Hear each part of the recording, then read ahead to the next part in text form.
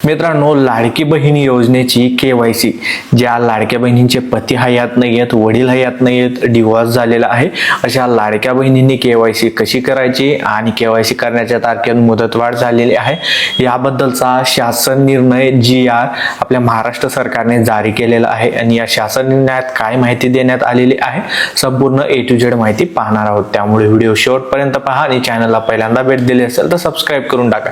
असेच कामाची व्हिडिओ मी तुमच्यासाठी घेऊन येत असतो। मी अविनाश तिरमले। व्हिडिओला सुरुवात करूया। तर स्क्रीनवरती तुम्ही पाहू शकता 18 नोव्हेंबर 2025 रोजी हा शासन निर्णय जारी करण्यात आलेला आहे आणि मुख्यमंत्री माझी लाडकी बहीण या योजनेअंतर्गत पात्र लाभार्थी महिलांची पडताळणी आणि प्रमाणीकरण करण्यासाठी ई-केवायसी माध्यमातून आधार ऑथेंटिकेशन करण्यास मुदतवाढ देण्याबाबतचा शासन निर्णय आहे। तसेच ज्या लाडक्या बहिणींचे पती हयात नाही, वडील हयात नाही, डिवोर्स झालेला आहे त्याबद्दल पण माहिती या ठिकाणी देण्यात आलेले आहे। तर हा शासन निर्णय आपण व्यवस्थितपणे पाहून घेणार आहोत।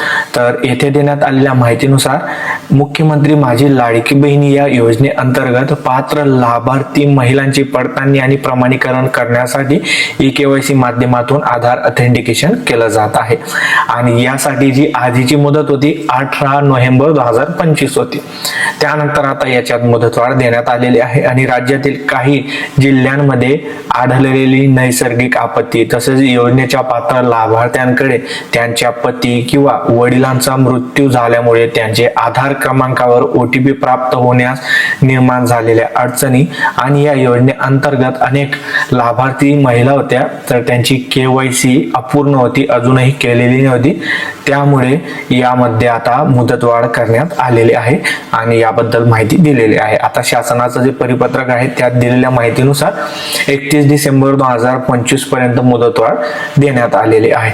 त्यानंतर ज्या लाडक्या बहिणीचे पती हयात नाही, वडील हयात नाही किंवा डिवोर्स झालेला आहे त्यांनी केवायसी कशी करायची त्याबद्दल माहिती शासन परिपत्रक 2 आणि 3 मध्ये देण्यात आलेली आहे, जसं की तुम्ही स्क्रीनवरती पाहू शकता आणि ते मी तुम्हाला समजावून सांगणार आहे।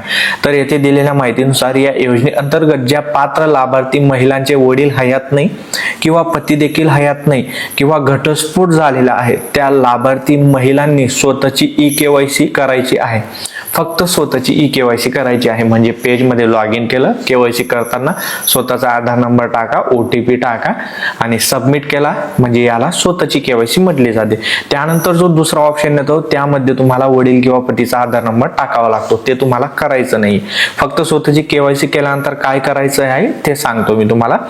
तदनंतर त्यांनी त्यांचे पती अथवा वडील यांचे अधिकृत प्रमाणपत्र, ज्यांचे पती किंवा वडील हयात नसतील तर त्यांचे मृत्यू प्रमाणपत्र व घटस्फोट प्रमाणपत्र, ज्यांचा डिवोर्स झालेला असेल त्यांच्यासाठी घटस्फोट प्रमाणपत्र किंवा न्यायालयाचे आदेश याची सत्यप्रत संबंधित अंगणवाडी सेविका यांच्याकडे जमा करायची आहे 31 डिसेंबर 2025 पूर्वी। म्हणजे तुम्ही खेड्यागावात असाल किंवा शहरात राहत असाल, तुमच्या एरियाची जी ही अंगणवाडी असेल त्या ठिकाणी तुम्हाला हे डॉक्युमेंट जमा करायचं आहे।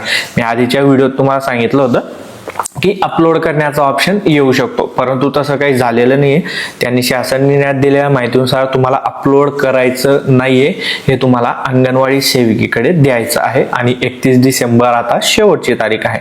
अंगणवाडी सेविका त्यांच्याकडे लाभार्थी महिलांकडून दाखल केलेल्या प्रमाणपत्राची तपासणी करण्यात येईल।